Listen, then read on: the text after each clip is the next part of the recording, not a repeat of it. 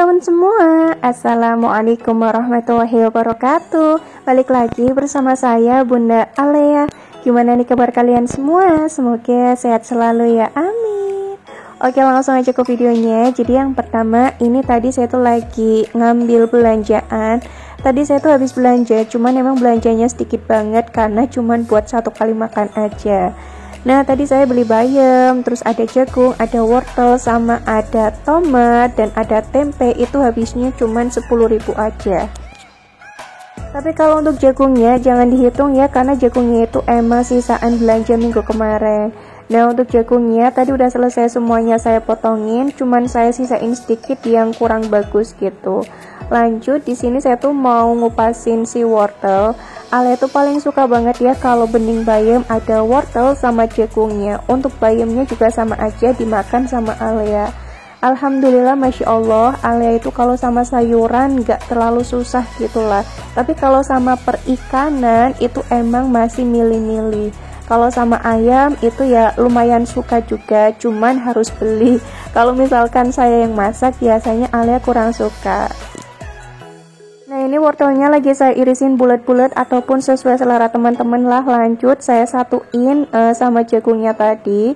Dan di sini saya juga mau motongin si bayamnya. Untuk bayam ini harganya tuh murah banget, cuman 2.000.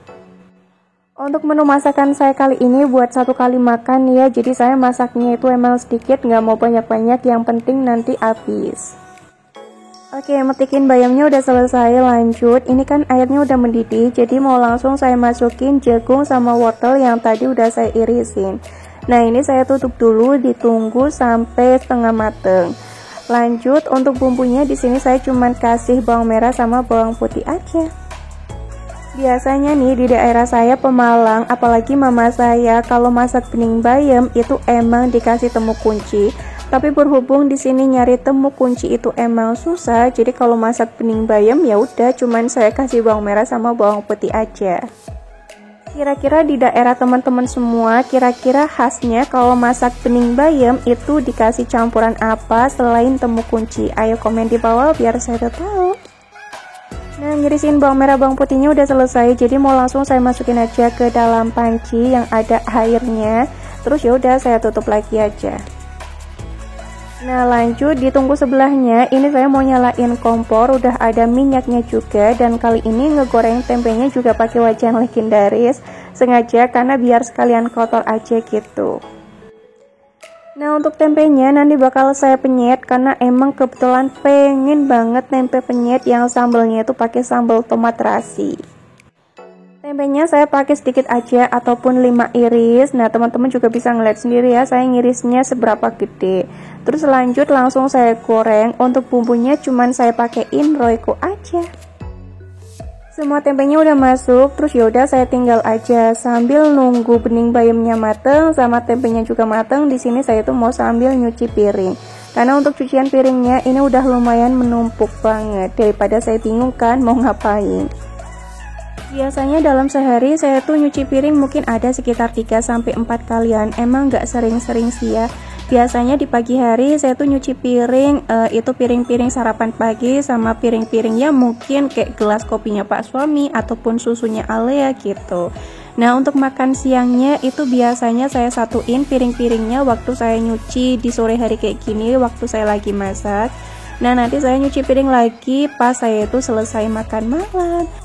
Tapi biasanya kalau tangan saya tuh lagi gatel nih, ada gelas satu pun langsung saya cuci. Cuman kalau misalkan saya agak mager ya udah biasanya saya biarkan aja gitu. Lanjut, untuk tempenya di bagian bawah udah mateng, jadi tadi udah saya balik. Dan untuk si jagung sama wortelnya ini udah setengah mateng, mau saya masukin bayam yang tadi udah saya cuci juga. Nah, ini lagi saya aduk-aduk ke bawah biar nanti bayamnya itu mateng semuanya. Untuk bumbu tambahan di sini saya tambahin garam, ditambahin micin sedikit aja, Royco juga sedikit aja ataupun secukupnya, terus ditambahin gula sama lada. Tapi balik lagi sesuai versinya teman-teman aja ya, kalau lagi masak itu bumbunya pakai apa aja. Oke, sambil saya masak di sini saya juga mau sambil cerita lagi nih. Kemarin waktu saya cerita-cerita katanya teman-teman suka gitu, soalnya kayak seneng sambil didongengin gitu kan. Nah oke, kali ini saya mau ngejawab pertanyaan teman-teman lagi. Kapan sih saya tuh ketemu sama Pak Suami? Nah, saya ketemu sama Pak Suami pertama kali itu ya berarti bukan ketemu pertama kali ya, kenal pertama kali sama Pak Suami tahun 2013 bulan Desember. Ya mungkin dihitung-hitung saya kenal Pak Suami udah sekitar hampir 9 tahunan. Nah lanjut, ada yang tanya juga sama saya kayak gini, Bunda Alia, ayo dong ceritain prosesnya Bunda Alia bisa sampai menikah sama Pak Suami. Soalnya dulu kan waktu Bunda Alia kenal sama Pak Suami, itu Pak Suami udah kerja, nah sedangkan saya tuh masih SMA kelas 3 waktu itu mau UN. Oke, bakal saya ceritakan di sini. Jadi kenapa saya memutuskan nikah sama Pak Suami? Sebenarnya ceritanya itu agak panjang sih ya. Oke, dulu waktu saya pacaran sama Pak Suami itu kan emang mendekati saya mau kelulusan SMA kelas 3. Nah, di situ saya udah mulai daftar-daftar kuliah di fakultas yang saya inginkan, tapi sayangnya saya nggak diterima gitu di UNES karena kan emang saya tuh jurusannya agama. Dan kalau UNES itu kan emang kayak yang kampus favorit banget waktu itu kan. Dari situ saya bingung kira-kira mau kuliah di mana gitu kan. Terus mama saya ngomong, apa kamu mau kuliah di STAIN Pekalongan gitu kan. Sebelum jadi UIN itu kan dulu waktu zamannya saya emang masih STAIN Pekalongan. Terus saya bilang sama mama, kayaknya saya nggak pengen deh kuliah yang deket-deket gitu, pengennya yang agak jauhan dikit kan. Terus bapak saya nawarin, kira-kira kamu mau nggak kuliah di Solo? Terus kan saya juga kayak rembukan sama pacar saya gitu. Misalkan saya kuliah di Solo sambil mondok gimana? Terus kata Pak Suami itu dulu, ya udah terserah kamu aja gitu. Misalkan kamu mau kuliah sambil mondok. Cuman dari saya pribadinya itu kayak aduh nggak sreg banget, nanti misalkan saya ditinggalin sama Pak Suami gimana gitu kan. Cuman waktu itu saya nggak terlalu, ya udahlah kalau misalkan ditinggalin ya udah gitu. Nah waktu saya SMA saya kan masih ngaji kitab ya sama Pak Yai saya. Nah terus Pak Yai saya tuh bilang kalau di kampung saya emang dipanggilnya itu Eka.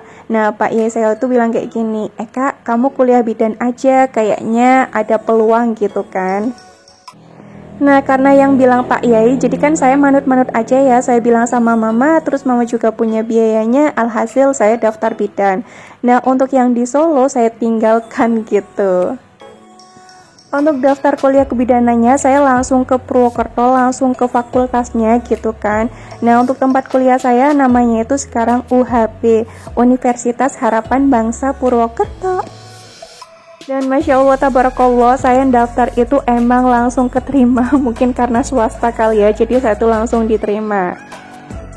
Nah terus saya bilang sama Pak Suami kalau saya tuh nggak jadi kuliah di Solo, terus saya jadinya di Purwokerto. Terus kata Pak Suami, ya udah alhamdulillah berarti masih bisa ketemu walaupun 2 bulan sekali gitu kan. Oke, waktu saya pacaran sama Pak Suami sebenarnya saya tuh sering banget ya putus nyambung. Mungkin ada kali ya 50 kalian, pokoknya saya tuh sering banget ngucap putus. Tapi ya nanti kadang saya tuh nyesel sendiri gitu, terus nanti balikan lagi ya, pokoknya kayak gitulah prosesnya tuh. Oke, singkat cerita, waktu Pak Suami awal-awal jadi karyawan tetap, Pak Suami bilang sama saya katanya pengen nunangin saya gitu kan. Mungkin saya sama Pak Suami tunangan itu sekitar tahun 2016. Waktu saya udah selesai KKN, Pak Suami langsung nunangin saya, dan saya juga udah bilang sama orang tua, katanya orang tua saya setuju gitu kan kalau Pak Suami mau nunangin. Nah ya udah kita tunangan mungkin sekitar hampir 2 tahun, terus memutuskan buat menikah. Sebenarnya tuh ya waktu saya pacaran sama Pak Suami, waktu saya kuliah kebidanan, banyak banget yang ngechat saya kayak yang polisi, TNI, dan yang lain-lainnya gitu. Cuman ya hati saya tetap buat Pak Suami. Nah sama juga Pak Suami waktu di Karawang nih cecetan juga sama cewek-cewek, entah cewek-cewek dari pabrik ataupun yang kerjanya di mana gitu. Pokoknya banyak banget lah ya cem-cemannya Pak Suami, nyebutnya cem-ceman aja lah ya. Cuman ya kata Pak Suami tetap aja saya tuh ada di hatinya Pak Suami gitu, walaupun Pak Suami cecetan sama cewek-cewek lain gitu lah, namanya juga playboy ya pada masanya. Dan saya juga playgirl pada masanya Cile, tuh Bunda Alia gaya amat ya. Tapi waktu Pak suami udah nunangin saya, beneran deh, Masya Allah, Pak suami itu setia banget sama saya. Dan saya juga memutuskan, udahlah saya nggak mau kayak cecetan lagi sama cowok-cowok, karena kan saya udah tunangan gitu sama Pak suami. Nah, waktu saya lulus kuliah, saya sempat kerja 1 tahun dulu. Terus habis itu Pak suami pengen nikahin saya, dan saya bilang sama mama sama bapak, kira-kira setuju apa enggak. Dan alhamdulillah mama sama bapak setuju, jadi yaudah kita menikah. Sebenarnya lika-liku waktu saya pacaran, tunangan, menikah ya sampai sekarang banyak banget ya rintangannya, cuman ya kita jalanin aja gitu. Apalagi kalau udah nikah kayak gini, pokoknya nggak ada rahasia di antara kita berdua, cile, ya emang harus kayak gitu sih ya.